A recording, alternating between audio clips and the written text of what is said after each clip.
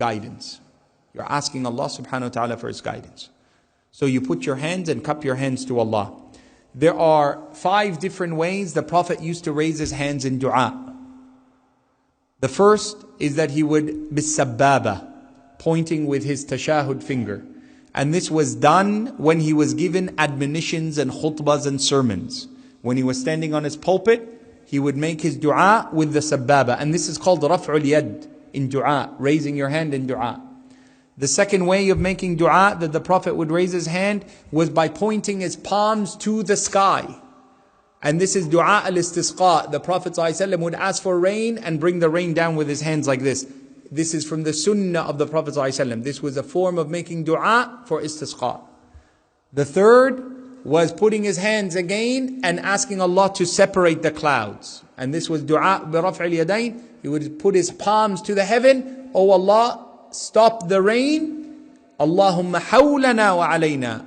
Oh Allah, turn it around us and not put it on us when it was torrential rain upon Al-Madinah. The fourth way of making dua with the hands of the Prophet ﷺ was what was called al-qunut. And Al-Imam Ahmad, the qunut dua is that your hands are cupped and they are at the level that does not go past your shoulder. And your hands are in front of you, and your palms, your fingers are spaced together. They are not open, and they're not closed tightly, but they're in a relative position. And it is the position of a beggar who is before a master asking, Oh Allah, give me. And this form of dua is dua us-su'al. It's the way of asking Allah. In the hadith of Imam Abu Dawud, which Shaykhna al-Albani has deemed sahih, Prophet ﷺ said, no one puts their hands up to Allah, meaning in this way, their hands, their palms to Allah, and asks Allah, and except that Allah is shy of them not to give them something. You will be given something in your hand. That it comes down to you. Allah will give you something as a reward of this. It was seen as a sunnah of the Prophet ﷺ in certain dua to wipe upon himself after it. Not all dua, but in some dua. Some of them are when he would recite the qul before sleeping.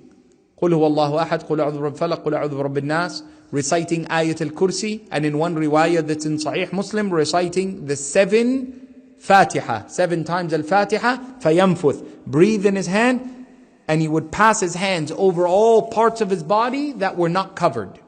So he wouldn't touch his clothing, but any part of skin or hair, he would touch himself with it, sallallahu alayhi wasallam. It's a sunnah of our Nabi Muhammad, sallallahu alayhi wasallam, before you sleep. It is a sunnah to do it in ruqya, upon your children. كان يمسح على الحسن والحسين ينفث في يده. He would read his dua of protection. أعيذكم بالله. I ask Allah to protect you from every eye and from every shaitan and from every evil that seeks you. And he would breathe on it. He would recite the quls, and then he would touch them, the parts of their bodies that were exposed. This was a sunnah of the Prophet Muhammad sallallahu alaihi wasallam. In the hadith of Imam al-Bukhari, when the Sahaba were passing by and they met a man who was ill in a village, and the people in the village, they said, "Hal minkum raqin?" Any of you know how to make ruqya? The Prophet hadn't taught them, sallallahu alaihi wasallam, how or what to say. They said, "Yes, we have the Quran." These are people who don't believe. The people they're asking them are not believers. They said, "Yes, we have the ruqya. We know how to make ruqya. We know how to make a spiritual cure." They said, "Okay, do it for us." So the Sahaba read 7 times Surah Al-Fatiha, وَنَفَثُوا وَلَمَسُوا, and they put their lamps upon the man, touched the man, blew upon the man. فَبَرِئ, he became better. So they gave him a gift, sheep. And the Sahaba said, "No, we can't consume it, we can't take it until we ask the Prophet ﷺ if it's halal. Because we did something, we got paid, we don't know if what we did was correct. We just used this Quran." And when they came, they said, "Ya Rasulullah, this happened, sallallahu alayhi wasallam." And he said, "You have to give me some of the sheep, because I'm your teacher." Sallallahu alayhi wasallam. Right? This is the form of making this dua, to put your hands together at the level of your shoulders in a way that is a beggar before the master. The 5th and final way that is mentioned of the Prophet ﷺ raising his hands in his dua was at the time of mihna and difficulty. And that's when he would put his hands up to the sky until they would see the whiteness of his armpit. Sallallahu Alaihi Wasallam. وَهَذَا عِنْدَ النَّازِلَةِ. This was in the time of Badr.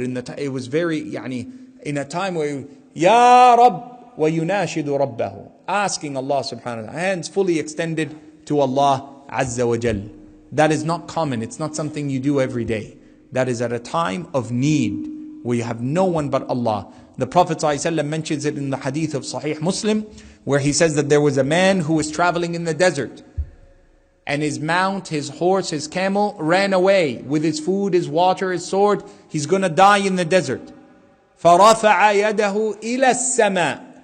The Prophet says he put his hand to the heavens. Al-Imam al-Nawawi says, أي رفعها كأنه يريد السماء. He's putting it as if he's trying to touch the sky. You're in need, Ya Rabb.